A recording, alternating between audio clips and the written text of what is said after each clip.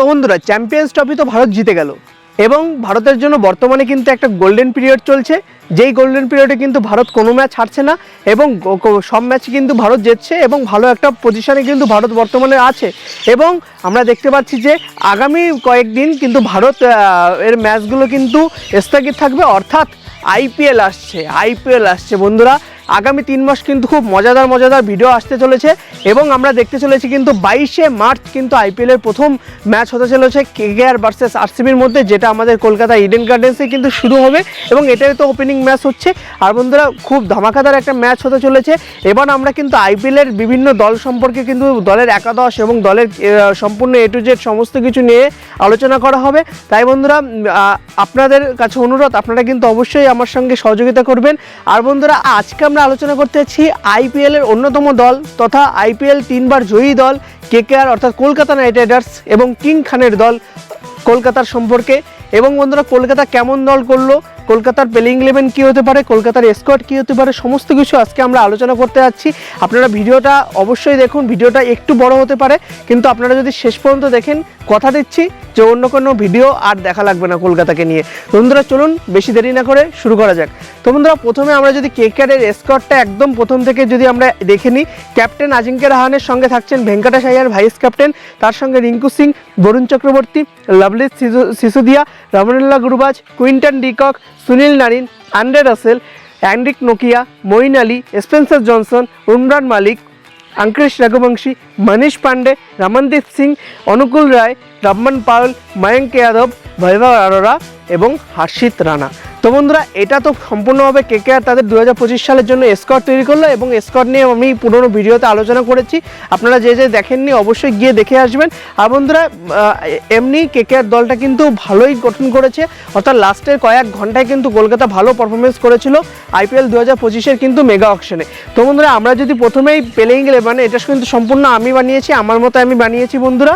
এবং প্রথমে যদি আমরা দেখি সুনীল নারিন, কারণ সুনীল নারিনকে বন্ধুরা আপনারা সবাই জানেন গত বছর কিন্তু সুনীল নারিন কলকাতার কাপ জেতানোর পিছনে সবথেকে বেশি ভূমিকা রেখেছিলেন, সেটা বল হাতে হোক সেটা ব্যাটিং হাতে। সেই ওপেনারে দুর্ধংস খেলেছেন তিনি, একদম 6-4 মেরে যতক্ষণ টিকেছিলেন তিনি ততক্ষণ খেলেছিলেন। এবং গৌতম গম্ভীরের কিন্তু একটা মাস্টার স্ট্রোক ছিল সুনীল নারিনকে 5-6 নম্বর থেকে আবার ওপেনিংয়ে নেওয়া আসা। বন্ধুরা এটা কিন্তু একটা মাস্টার স্ট্রোক ছিল গৌতম গম্ভীরের, সেটা কিন্তু আমাদেরকে মানতে হবে। আর সুনীল নারিন বর্তমানে যেই ফর্মে রয়েছে, বিশেষ করে কলকাতার হয়ে খেললে তিনি হয়তো আলাদাই কোনো একটা সুনীল নারিন হিসাবে বা আলাদাই একটা প্লেয়ার বা ব্যাটসম্যান হিসাবে তিনি উঠে আসেন। এবং বোলিংয়ে তো তিনি কোনো কথাই নেই, তার থেকে কম ইকোনমি আমি আজ পর্যন্ত টি20-তে কিন্তু দেখিনি বন্ধুরা। অসাধারণ বল করেন তিনি, যেভাবে তিনি রানগুলো আটকান গুরুত্বপূর্ণ ম্যাচে এবং গুরুত্বপূর্ণ উইকেটগুলো নেন এবং একজন গুরুত্বপূর্ণ স্পিনার আমি বলবো কলকাতার হয়ে। তাই তিনি কিন্তু প্রথমে ওপেনারে রয়েছেন এবং তার সঙ্গে কুইন্টন ডিকক। বন্ধুরা এখানে হয়তো অনেকে বলতে পারবেন রমনুল্লাহ গুরবাজ থাকলে ভালো হতো, লেফটি ও রাইটি ভালো হতো, কিন্তু বন্ধুরা কুইন্টন ডিকক আমি বলবো অভিজ্ঞতার দিক দিয়ে এবং আক্রমণাত্মকের দিক দিয়ে এবং তিনি প্রচণ্ড পরিমাণ আইপিএল খেলেছেন এবং তিনি কিন্তু ভালো খেলেছেন। তার স্ট্রাইক রেট এবং তিনি একজন ভালো ব্যাটসম্যান, তিনি ধরে খেলতে পারেন, তার স্ট্রাইক রেট বাড়াতে পারেন, তিনি আবার কমাতেও পারেন। এক পাশে ধরুন উইকেট পড়ে গেছে তিনি কিন্তু টিকেও থাকতে পারেন, তিনি কিন্তু একজন গুরুত্বপূর্ণ ব্যাটসম্যান। তাই আমি কিন্তু কুইন্টন ডিকক রেখেছি। শুধু ব্যাটসম্যান নয়, কিন্তু গুরুত্বপূর্ণ একজন উইকেট কিপার আমি বলবো। ফিল সল্টের পারফেক্ট রিপ্লেসমেন্ট কিন্তু কলকাতা নাইট রাইডার্স নিয়েছে। এখানে কিন্তু তিনি যেভাবে আমাদের কিপার করেন, অর্থাৎ কিপারে যেভাবে তিনি ফিল্ডিংগুলো দেন সত্যি অসাধারণ কুইন্টন ডিকক। এবং তারপরে বন্ধুরা আজিঙ্ক্য রাহানে, ক্যাপ্টেন আজিঙ্ক্য রাহানে। বন্ধুরা এখানে আজিঙ্ক্য রাহানেকে রেখেছি কারণ আজিঙ্ক্য রাহানেকেও রাখতেই হবে, তিনি ক্যাপ্টেন হয়েছেন। এখানে বলে রাখি বন্ধুরা আজিঙ্ক্য রাহানে যদি বর্তমান ফর্মে ভালো মতন খেলেন তাহলে কলকাতার জন্য ভালো, আর যদি কলকাতার জন্য যদি তিনি আগের ফর্মের মতন খেলেন তাহলে কিন্তু কলকাতার জন্য খারাপ। তিনি বর্তমানে যেভাবে তিনি মহারাষ্ট্রের হয়ে রঞ্জিতে খেলেছেন, ডুলি ট্রফিতে খেলেছেন, সত্যি অসাধারণ টি20 প্লেয়ারের মতন খেলেছেন এবং তার কাছে কিন্তু অভিজ্ঞতা আসে। দিনের শেষে কিন্তু অভিজ্ঞ প্লেয়াররাই জেতে ম্যাচ। তো যার কাছে কিন্তু অভিজ্ঞতা আছে, এবার দেখতে হবে তিনি মাঠে কীভাবে সেই অভিজ্ঞতাগুলো কাজে লাগান, তো সেটা সম্পূর্ণভাবে তার উপর হবে। এবং বন্ধুরা বলে রাখি এখানে যদি আজিঙ্ক্য রাহানে 3 নম্বরে যদি ভালো খেলেন তাহলেই কিন্তু কলকাতা জিততে পারবে, নয়তো কিন্তু কলকাতা জিততে পারবে না। এই 3 নম্বর পজিশন কিন্তু খুব গুরুত্বপূর্ণ, যেটা আগেরবার নিভিয়েছিল আমাদের শ্রেয়স আয়ার। বন্ধুরা শ্রেয়স আয়ারের রিপ্লেসমেন্ট আমি বলবো না অজিঙ্ক্য রাহানেকে, ভালো হয়েছে। এই শ্রেয়স আয়ারের ক্যাপ্টেন চলে যাওয়ার পরে কিন্তু আমার মনে হয় না সেইভাবে ক্যাপ্টেন কলকাতা নাইট রাইডার্স খুঁজে পেয়েছে, বা আর কি খুঁজে হবে সেটাও নিয়েও সন্দেহ আছে। কারণ শ্রেয়স আয়ার একটা লেভেলের প্লেয়ার, তিনি একটা ভালো ব্যাটসম্যান, তিনি অনেক ইন্টারন্যাশনাল ম্যাচ জিতিয়েছেন, তিনি বর্তমানে কিন্তু খুব ভালো ফর্মে রয়েছেন। এবং আমরা দেখেছি যে কলকাতাকে কিন্তু তিনি গত বছর জিতিয়েছেন। তো সেই হিসাবে কিন্তু সেই রিপ্লেসমেন্ট হিসাবে কিন্তু অজিঙ্ক্য রাহানে কোনো মতেই যোগ্য না শ্রেয়স আয়ারের ক্যাপ্টেন হিসাবে। এবং তারপরে বন্ধুরা দেখতে পাচ্ছি ভেঙ্কটেশ আয়ার একজন গুরুত্বপূর্ণ ব্যাটসম্যান আমি বলবো। গত বছর যেভাবে তিনি ফর্মে ছিলেন সত্যি দারুণ, তিনি যেভাবে আপনার স্পিনারের বিপক্ষে খেলেন, যেভাবে তাগড়া একদম শটগুলো মারেন লেগ সাইডে, স্পেশালি লেগ সাইডে সুইপ মেরে সত্যি অসাধারণ খেলেন। তিনি যদি ভালো খেলেন তাহলে কলকাতা ভালো খেলতে পারবে, বা তিনি যদি খারাপ খেলেন তাহলে কিন্তু কলকাতার জন্য অতটা ভালো সিজন হবে না।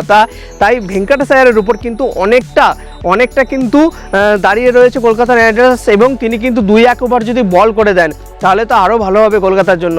তো এর জন্যই হয়তো কলকাতা রিটার্ন করেছে, বা রিটার্ন করেনি, মেগা অকশনে অনেক টাকা দিয়ে কিনেছে, 23-24 কোটি টাকা দিয়ে কিনেছে, তো এর জন্যই হয়তো কিনেছে তাকে। এবং তারপরে বন্ধুরা আঙ্কিশ রঘুবংশী, এখানে আমি আঙ্কিশ রঘুবংশীকে রাখছি কারণ একজন যুব প্লেয়ার, একজন ইয়ংস্টার।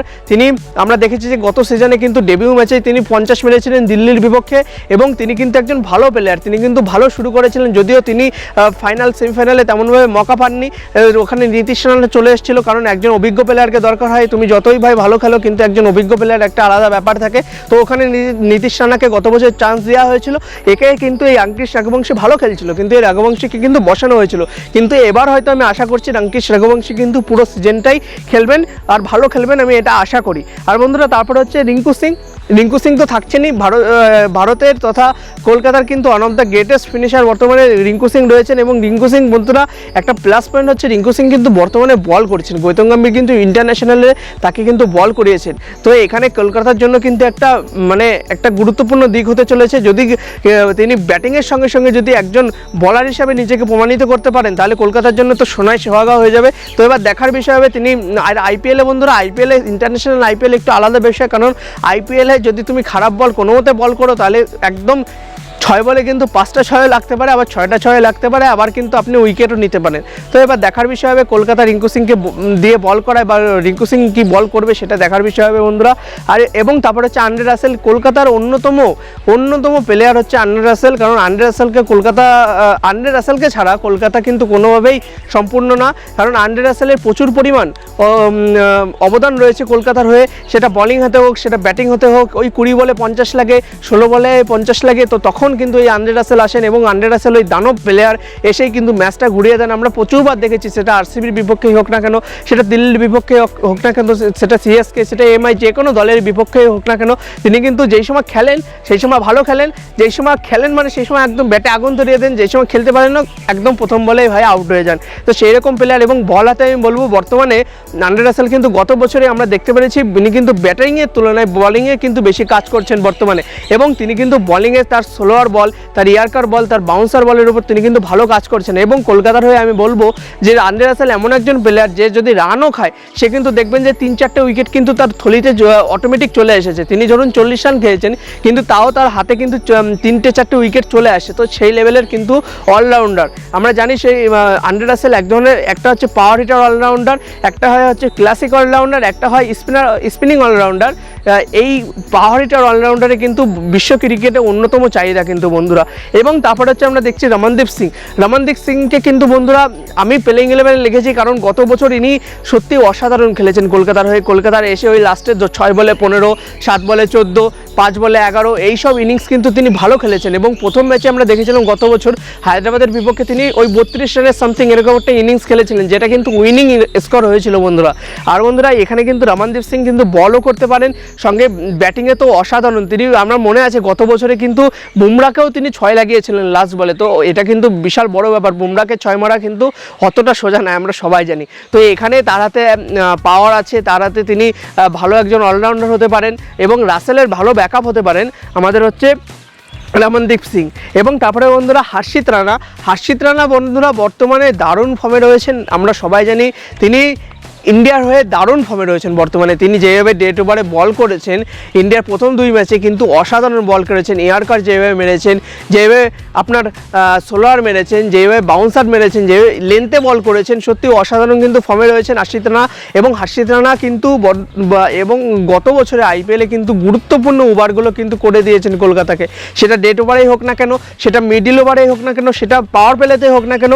বিশেষ করে হ্যান্ড্রিক ক্লাসেনের উইকেটটা আপনাদের মনে আছে কিনা জানি না, দুটো ম্যাচে কিন্তু 2বারই কিন্তু হ্যান্ড্রিক ক্লাসেনের উইকেটটা তিনি কিন্তু নিয়েছেন। তো এখানে কিন্তু বিশাল ব্যাপার বন্ধুরা।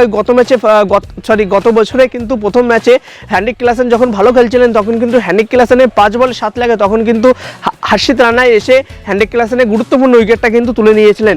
এবং তারপরে বন্ধুরা বরুণ চক্রবর্তীকে নিয়ে বন্ধুরা কিছু বলার নেই। বর্তমানে যেই পরিমাণ ফর্মে রয়েছেন তাকে না কেউ পড়তে পারছে, তাকে কেউ খেলতে পারছে না। তিনি যে কোন হাত দিয়ে কীভাবে বল করেন, একটা বল লেগ ব্রিক হয়, একটা গুগলি, তিনি কিন্তু আগে গুগলি করতেন বন্ধুরা। তিনি গত এই 2-3 বছরে কিন্তু তার বলিংয়ে বিভিন্ন ভেরিয়েশন এনেছেন, যার ফলে তিনি কিন্তু অনেকটাই কিন্তু বর্তমানে ভালো স্পিনার হতে যাচ্ছেন। এবং বন্ধুরা আমরা দেখতে পাচ্ছি চ্যাম্পিয়ন্স ট্রফিতে তো তিনি 5 উইকেট, 2 উইকেট, 3 উইকেট এইভাবে নিয়েছেন। এবং তিনি যেভাবে তার ভেরিয়েশনগুলো এনেছেন সত্যি অসাধারণভাবে বল করছেন বর্তমানে। এবং তিনি কিন্তু তার ভেরিয়েশন বলতে শুধু যে গুগলি দিচ্ছেন এমন না, তিনি গুগলি দিচ্ছেন, লেগ ব্রিক দিচ্ছেন, স্প্লিট দিচ্ছেন, এবং তিনি কিন্তু অনেক সোলার বলও দিচ্ছেন না, মাঝে মাঝে কিন্তু স্পিনার হয়ে কিন্তু তিনি ইয়র্কারও দিচ্ছেন। তো এবং একটা বল কিন্তু তিনি দেখেছি যে চ্যাম্পিয়ন্স ট্রফিতে কিন্তু 115 কিলোমিটার পার আওয়ারে গতিতে তিনি বল করেছেন, এটা কিন্তু অনেক বড় বিষয়। এবং তিনি এই ভ্যারিয়েশনগুলোর জন্যই কিন্তু অন্য স্পিনারদের থেকে বরুণ চক্রবর্তী কিন্তু অনেক এগিয়ে বন্ধুরা। এবং তারপরে আমি রেখেছি নোকিয়াকে, কারণ আমি বলবো বন্ধুরা স্পেন্সার জনসনকেও রাখা উচিত ছিল। আপনারা বলবেন যে একজন লেফটি এবং রাইটি, কিন্তু আমার মনে হয় না কলকাতা নাইট রাইডার্স প্রথম ম্যাচে স্পেন্সার জনসনের সঙ্গে যাবে। আমার মনে হয় যতদূর সম্ভব অ্যান্ড্রিক নোকিয়ার সঙ্গে যাবে। এবং অ্যান্ড্রিক নোকিয়া বন্ধুরা অভিজ্ঞতা আছে এবং অ্যান্ড্রিক নোকিয়ার অনেকটা পেস আছে, যদিও তিনি বর্তমানে তেমন ভালো ফর্মে নেই এবং ইনজুরি কারণবশত ভুগছেন। অটোমেটিক কিন্তু অ্যান্ড্রিক নোকিয়া এবং কুইন্টন ডিকক কিন্তু চলে এসেছেন আমাদের কলকাতায়, আজকেই চলে এসেছেন তিনারা। তো কলকাতা তাদের সোশ্যাল মিডিয়ায় হ্যান্ডেলে পোস্ট করেছে এবং জানিয়েছে যে আমি তো ভেবেছিলাম নোকিয়া হয়তো ইনজুরির জন্য খেলবে কিনা, সেটাও একদম ঠিক ছিল না, কিন্তু নোকিয়া ফিরে যখন এসেছে তার মানে তো অবশ্যই তিনি খেলবেন। এবং প্লেইং 11-এ আমার মনে হয় যতদূর সম্ভব স্পেন্সার জনসনের আগে কিন্তু অ্যান্ড্রিক নোকিয়াকেই কলকাতা নাইট রাইডার্স চান্স দেবে। আর বন্ধুরা ইম্প্যাক্ট প্লেয়ার হিসেবে আমি রেখেছি বৈভব অরোরাকে, মনীষ পান্ডেকে, অনুকূল রয়কে, স্পেন্সার জনসনকে, ময়ঙ্ক যাদবকে এবং উমরান মালিককে। তো বন্ধুরা এখানে কিন্তু ইম্প্যাক্ট প্লেয়ার থেকে আমার মনে হয় কলকাতা যদি বোলিং চুজ করে তাহলে কিন্তু আপনার নেবে হচ্ছে বৈভব অরোরা। কারণ বৈভব অরোরা কিন্তু গত বছর যেভাবে হার্ষিত রানার সঙ্গে পাওয়ার প্লেতে বল করেছেন, বিশেষ করে বন্ধুরা পাওয়ার প্লেতে যেভাবে বল করেছেন মিচেল স্টার্কের সঙ্গে, একদিকে কিন্তু মিচেল স্টার্ক গত বছর মার খাচ্ছিলেন এবং অন্যদিকে কিন্তু গুরুত্বপূর্ণ ওভার বের করে দিচ্ছিলেন আমাদের বৈভব অরোরা। তো বন্ধুরা বৈভব অরোরা শুধু যদি লেন্থে করতে পারেন, তার যে সুইং আছে বন্ধুরা, তিনি কিন্তু একটা ভালো বলার হিসাবে পরিণত হতে পারেন ভবিষ্যতে এবং ভারতের জন্য কিন্তু তিনি ভালো খেলতে পারেন ভবিষ্যতে। তো এখানে কিন্তু বৈভব অরোরার উপর অনেকটা নজর থাকবে কলকাতা নাইট রাইডার্সের। আর বৈভব অরোরার যদি সুইং যদি কাজ না হয় তাহলে কিন্তু কপালে কষ্ট আছে, কারণ ওই রকমভাবে ফার্স্ট বলার নেয়নি। যদিও উমরান মালিক আছে, কিন্তু উমরান মালিক 1-1.5 বছর পরে কেমন ফর্মে ফিরবেন, চোট থেকে কেমন ফিরবেন সেটা কিন্তু দেখার বিষয় হবে।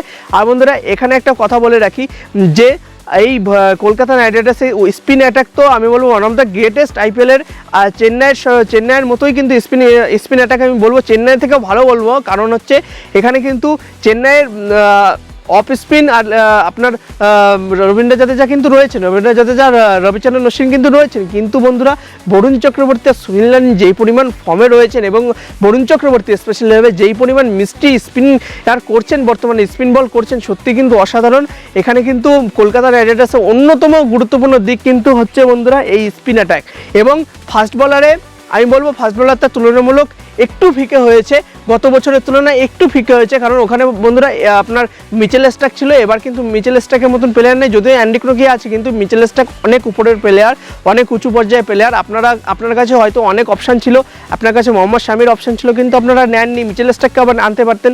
তো পার্সের জন্য হয়তো কলকাতা নাইট রাইডার্স নিতে পারেননি, কিন্তু আমার মনে হয় যে ব্যাটিংয়ে ডেপথ একদম ভালো আছে, কিন্তু বন্ধুরা ফাস্ট বোলিংয়ে আমার মনে হয় একটু কমা হয়ে গেছে। এই দিক থেকে হয়তো 1-2 মার্ক এখান থেকে হয়তো কাটা যাবে কলকাতা নাইট রাইডার্সের। এবং আমি বলবো দল গঠনের দিক দিয়ে কলকাতা নাইট রাইডার্স 10-এর মধ্যে 7.5, 8 আপনি দিয়ে দেবেন অবশ্যই, কারণ খুবই ভালো দল গঠন করেছে। যদিও চ্যাম্পিয়নশিপের পরের বার খেলতে আসলে যে দল চ্যাম্পিয়ন হয় সেই দল যদি পরের বার খেলতে আসে সেই দল কিন্তু অনেকটা খারাপ হয়ে যায় যদি তাদের মেগা অকশন আসে। কিন্তু কলকাতা নাইট রাইডার্স তুলনামূলক কিন্তু ভালো দল গঠন করেছে, তো তাদের ব্যাকআপ হিসাবে কিন্তু ভালো ভালো প্লেয়ার নিয়েছে কিন্তু এখানে। বন্ধুরা, তাহলে আপনাদের কি মনে হয় কলকাতা নাইট রাইডার্সের ফাইনাল প্লেইং 11 কি হতে পারে এবং কলকাতা নাইট রাইডার্স কেমন দল গঠন করলো অবশ্যই কমেন্টে জানাতে ভুলবেন না। আর ভিডিওটা যদি একটু ভালো লেগে থাকে তাহলে একটা লাইক করে দেবেন, আর এই পর্যন্ত যারা ভিডিও দেখছেন অবশ্যই একটা কমেন্ট করে দেবেন। আর বন্ধুরা, চ্যানেল নতুন হলে প্লিজ একটা সাবস্ক্রাইব করে বেল আইকনটা অন করে দেখুন, কারণ ভবিষ্যতে এরকম আরও অনেক মজাদার ভিডিও আসতে চলেছে, কারণ আইপিএল তো এসে গেছে। আর বন্ধুরা, তাহলে আজকের জন্য এটুকুই, দেখা হচ্ছে আরেকদিন আরেকটি ভিডিওতে। ততক্ষণের জন্য ভালো থাকুন, সুস্থ থাকুন এবং ক্রিকেট দেখতে থাকুন। ধন্যবাদ।